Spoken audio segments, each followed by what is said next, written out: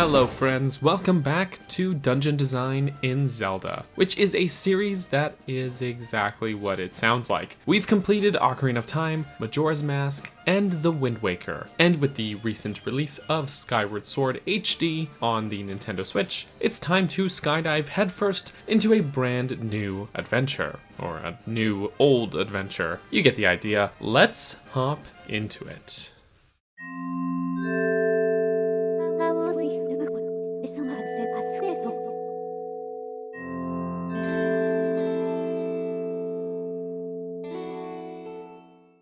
Skyward Sword is notoriously one of the franchise's most divisive games, and while I've always enjoyed it personally, I've also been openly critical of it in the past, but probably not for the reasons you expect. The motion controls were never an issue for me. In fact, if you listen to the podcast, the Hylian Gamescast, that I co-host with my pal Game Over Jesse, you'll know that I've heavily criticized the game's world structure, its hand-holding, and its constant habit of just outright interrupting gameplay with a barrage of dialogue and text, most often coming from your companion character, Fi. Fi?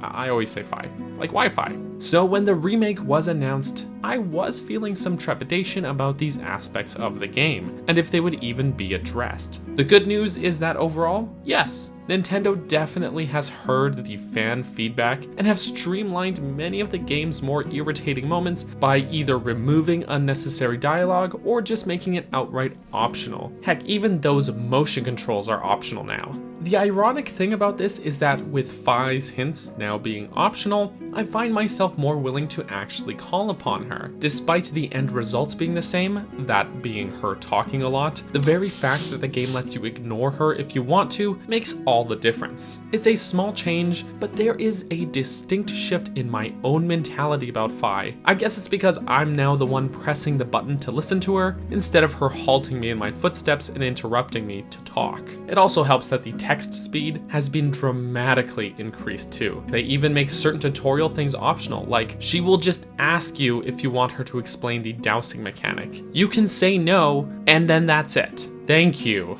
In fact, aspects like dowsing were things I really didn't like about the original, that I find myself coming around to more in this version of the game. Since they aren't forcing it down your throat constantly, it's easy to just briefly switch over to it, look around, and then move on. There's many more small tweaks which come together to make what is, in my opinion, something greater than the sum of their parts. Something worth noting as well is how this game overall differs from other Zelda titles. I feel like Wind Waker strikes an excellent balance of open world and linear design both inside and outside of its dungeons. Meanwhile, Breath of the Wild leans all the way into the open world design, and Skyward Sword leans all the way in the opposite direction, doubling down on its linear design. Now, neither is a bad thing in my opinion, they're just different from each other, but what this means for gameplay is that its larger hub areas are pretty limited. The world map itself gets sectioned into closed off provinces, which almost act like dungeons in their own right with how they're designed. The game works to constantly propel you forward through the story, and because of this design choice, many people may find themselves feeling limited in what they can do at certain points of the game. But as long as you go in understanding that this game is not Breath of the Wild, then you should be okay. Different games do different things, and that's okay. But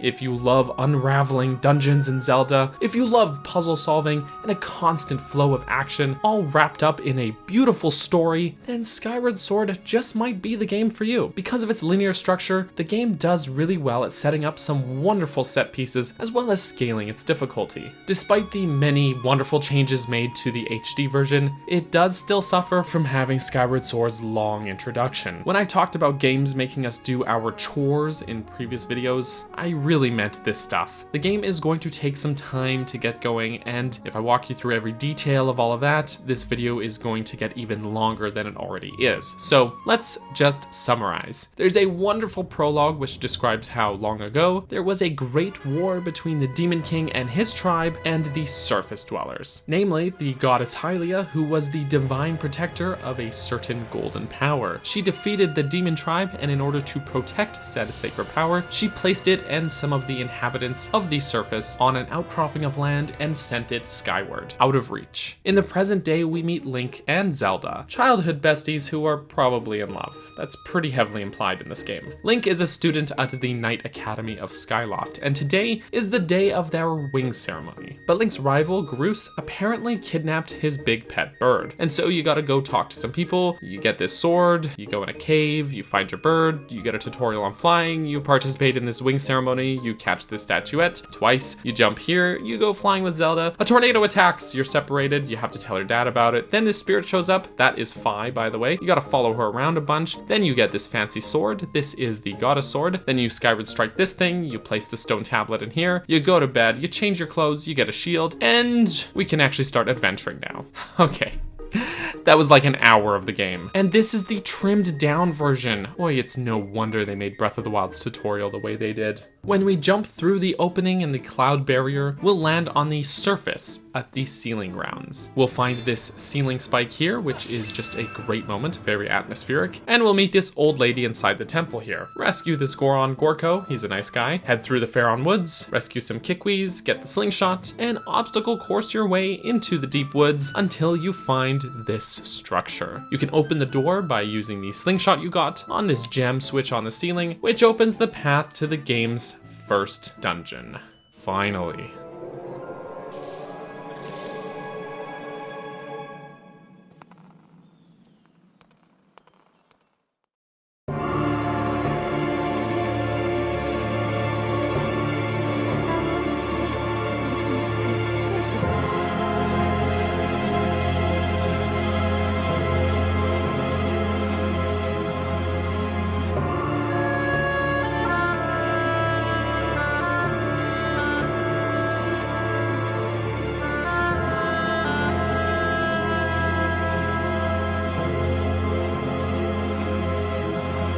Welcome to Skyview Temple. It's unclear the origins of this place. Fi states that it's been around since ancient times, but that's about it. Its age is made pretty clear though. Being located deep in the Faron Woods has lent itself to this structure being overgrown with vegetation. There's plenty of flora, mushrooms, heck, even entire trees sprouting their ways in and out of the rooms here. Much of the stonework is still intact, but there's large sections that have crumbled away, such as parts of the ceiling, these stairs, and this entire bridge being just gone. Whatever the case may be about the temple's origins, aside from it just being ancient, clearly nobody's been around to maintain the structure, and nature is reclaiming it. This design overall is great to me. The structure feels more believable as a temple with these symmetrical stairs and rooms, but its more gamey linear progression that makes you crisscross through the rooms can be explained by the structure's damage. It just makes the whole place feel more alive and real to me. I'm quite fond of the visual style of this place. I've always been fond of nature, and forest-themed areas in video games tend to be among my favorites. However, this game doesn't just give us swaths of green and brown and call it a day there. Because of the underground nature of this place and lack of sunlight, much of the pigmentation in these plants is washed out, giving us grass that's nearly white, and these bioluminescent mushrooms are all over the place, giving off a gentle glow. There's also some neat particle effects in the air. It's just a nice detail. Being called Skyview is interesting because it's entirely underground, and even the building exterior is at a low elevation in the farthest reaches of the dense forest. So why is it called Skyview Temple when a place up in the clouds would lend itself much better to that name? Is it the balcony up there? Well, it could also be that we are descended from the sky, and it's the first dungeon that we visit. But more interestingly is that it could be named that in reference to the prophecy sung by Zelda at the start of the game about a hero uniting Earth and sky. We'll touch more on that idea later on in the series, however, but one thing's for certain, this place holds importance for Zelda, and she came through here, which is why we have to explore this place, because we came down here trying to find her. That's the story here. I find Skyview a very interesting dungeon to examine. It's the game's starter dungeon, but since we've probably been playing for a couple of hours by the time that we reach here, we should be confident with simply controlling Link. Therefore, the dungeon does not need to act as a tutorial for us, so instead of teaching us, it can put our skills to the test, not only with combat, but also with Link's very movement options. Ideas like using the slingshot to unravel these vines, swinging from vines, and crawling through small spaces were all introduced to us in rather controlled conditions outside of the dungeon, but are all integrated into the dungeon design and expanded upon in much greater detail here. It's good stuff. Something that could have been done better though is conveyance with some of these puzzles. Like, this gem switch is pretty much in plain sight and it opens a door. That's fine by me. But then when the dungeon needs to be littered with little stone tablets to give you cryptic hints about opening doors, that kind of thing feels like it's born from either poor design in your puzzles or unnecessary hand-holding. In this case, it's actually more the latter. Finding a gem switch to open a door is just fine, but do we have to read about it, or can't we just explore and find out? Well, the good news is that technically you could ignore these stone tablets, they're just there if you want, but the game does funnel you towards them, so it feels like you have to read them in order to proceed. Ah well, the dungeon does ease up on that after the first few rooms in favor of more interesting exploration. The music in Skyview is a pretty good fit for this place. I gotta say overall that Skyward Sword has a fantastic soundtrack, making wonderful use of that big orchestra. But whereas we get these bombastic and amazing scores while flying and outside, this dark dungeon goes in a different direction, one that's better suited to exploring the cramped, isolated, claustrophobic spaces underground. There's this low section that underlines the entire track constantly, which is just outright eerie.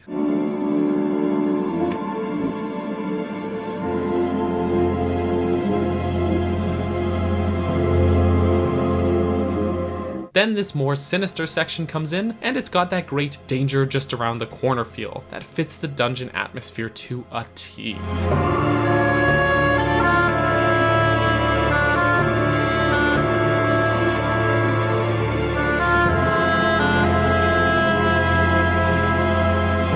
What's interesting is that the different layers to the dungeon music will fade in and out depending on which rooms you're in. Some rooms will have it come in with the full track, while rooms like these narrow corridors and staircases will only use that low tense section. During normal gameplay, this would build naturally and is actually really well done, but if you just hang out in the doorways between these sections like this one, it can be mildly amusing.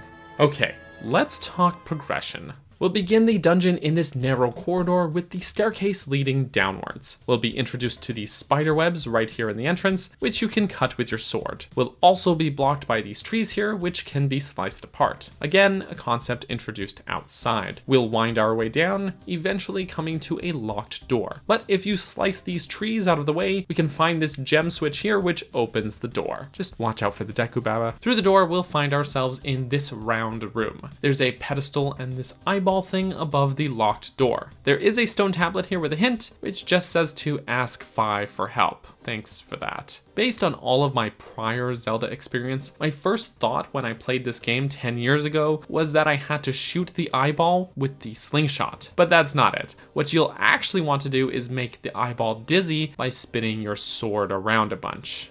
Okay, this opens the door and we can head on through, which takes us into the dungeon's central room. Or at least the first of two central rooms that this dungeon has. Watch out for these little spiky bomb things, which are apparently called burrs, and the Deku Babas that hang from the ceiling. From this room, there are 5 doors, not counting the one we just came through. Though on this ledge, we can make a shortcut from the entrance hallway back into the dungeon. Just watch out for the wall chillas here. Oh, heebie-jeebies. Otherwise, 2 of the 5 doors are actually on balconies out of reach, so forget about those 2 for now. All 3 of these accessible doors are locked. The one dead ahead needs a key, and if we look around, we'll see a gem switch directly above the eastern door. So we can use the slingshot to activate that and head through. Here in this eastern room, we'll encounter our first Skulltula. If you whack his side, you can rotate him and stab his weak spot on his underbelly. If you're not precise with the controls, it can give you some trouble. Their visual design is pretty good though. Giant spiders are almost always a safe bet for heebie-jeebie stuff. There's a stone tablet here as well, with this hint about the gemstones opening doors, which we should already know because we had to do that to get in this room, but that's fine. We already found the one that it hints to above, but apparently there is one below somewhere. Thanks, tips. We'll also find at the bottom of this room a small crawl space where we can activate this switch, which raises the water level in this room and spills said water into the central room, raising it halfway there. We can climb these vines to get out of here and return to the central room. We'll find the gemstone below, as per the stone tablet's hint, underneath the western door here. The western room mirrors its eastern counterpart, but these sculptulas are blocking the path across the room. So we can use the slingshot to unravel these vines and then swing across to the other end of the room, where we can conveniently kill these sculptulas from behind if you want. We'll find another stone tablet, which hints that the gemstones are marked on the dungeon map with a red X. Okay. Then through the door, we'll find this chest with the actual dungeon map in it. Great. Something of note about Skyward Sword is that it does away entirely with the compass and effectively combines it with the map.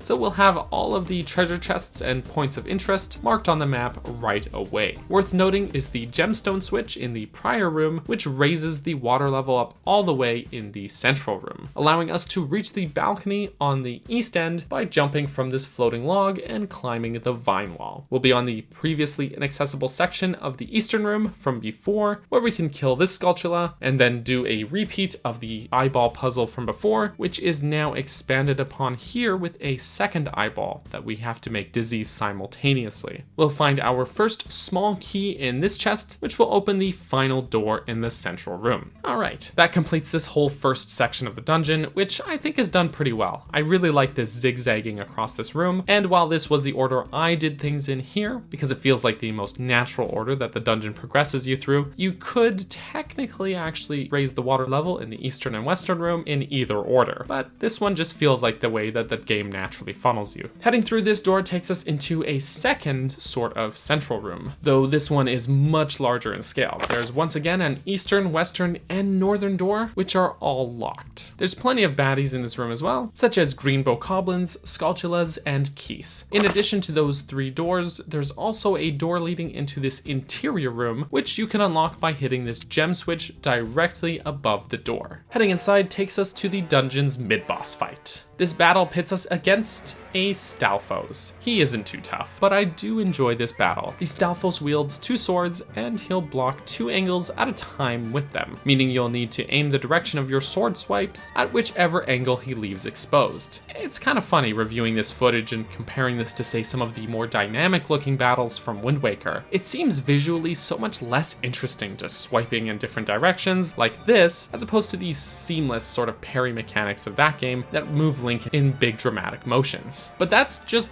watching the footage. Actually playing it is a different story. The game making you pay attention to the body language of your opponent and precisely plan and execute your own strikes accordingly is far more interesting to do yourself than to just watch. In some ways, the combat here is simple, but it's incredibly engaging. After enough strikes, he'll die and will be rewarded with the dungeon item. It's the beetle. The beetle is a fantastic item, which is actually this game's stand-in for the boomerang. In short, it's like a flying drone sort of item. As is pretty usual for when we get a new item, we'll be locked in the room and we'll have to use the item to get out. You can fly the beetle through this hole in the ceiling and strike the same gemstone as before in the previous room to unlock the door. And we'll be back in large central room number 2. This room is actually really great as it sort of allows you to just play around with the beetle for a bit to get used to it and explore these little nooks in the walls here, which are out of reach for Link, but hide some goodies you can grab with the beetle. We'll find various bits of cash, a fairy in this crate here, a switch to open this gate and get this piece of heart, and most importantly, this gem switch, which opens the door on the western end of the room. We can head through this and find this slightly flooded ruined hallway, and passing through the door at the end of the hall takes us into this room here. We can dispatch this sculptula and then tackle this puzzle here. This time it's 3 eyeballs that we have to make dizzy, which we can do by getting this block from the balcony up here and pushing it over here so we can stand on top of it. If we're positioned correctly, then all 3 eyes should be open at once, and then we can spin them around and open the treasure chest for another small key.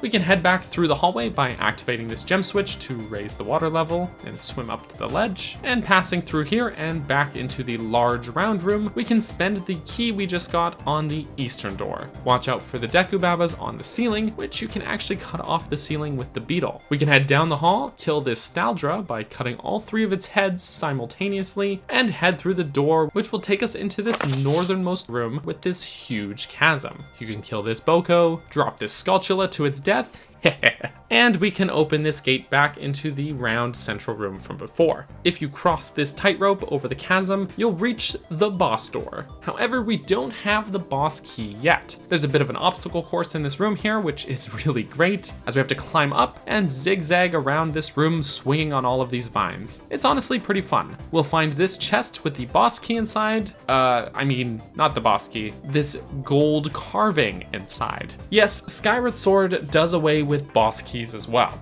replacing them with these 3D objects instead, which we have to rotate and maneuver to fit inside the locks of the boss doors. I don't mind this though, it adds one final small puzzle element onto a seemingly innocuous part of the game. Alright, we can head through the door to confront the dungeon boss.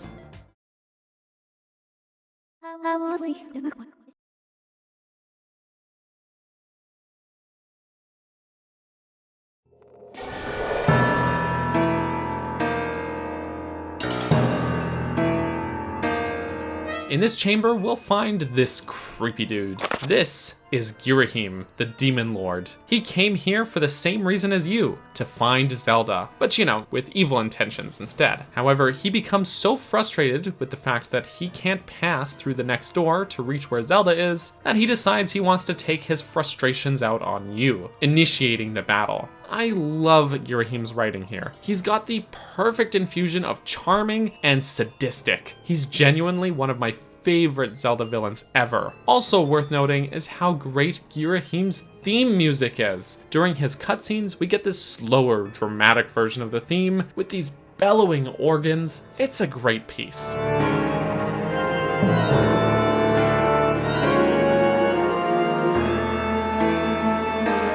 Then during the battle, the theme is sped up to match the intensity of the combat. It's so dramatic and might genuinely be one of my favorite pieces of boss battle music in the entire series. It just captures Girahim's melodramatic but simultaneously dangerous personality so perfectly.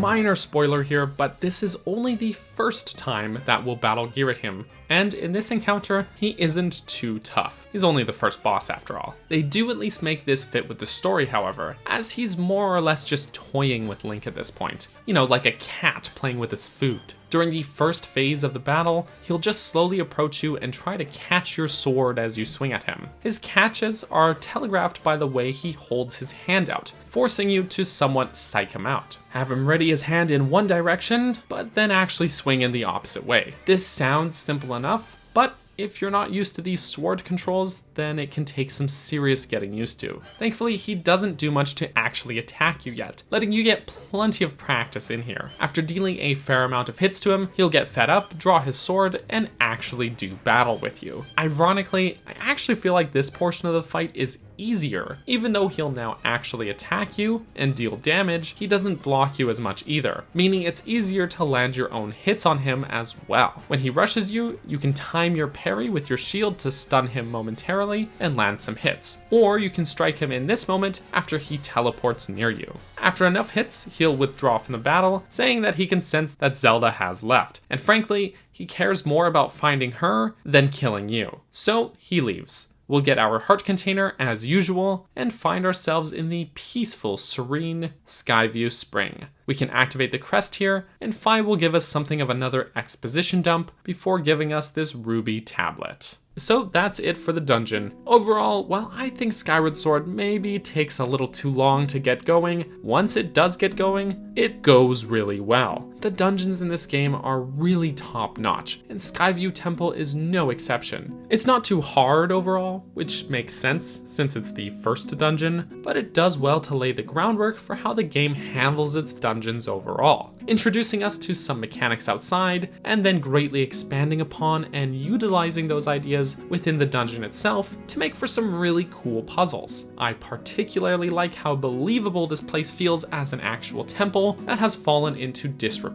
over the years, and the overall tense atmosphere accomplished with its aesthetic and music is really great. It's not my favorite dungeon in the game, mostly because the dungeons later on just get really freaking good, but it achieves a great balance between its starter level simplicity and engaging challenges, and it introduces us to Ghirahim, who is not just important to the story, but makes for a great introductory boss fight to get us confident with the game's combat mechanics. Overall, I think it's done really well.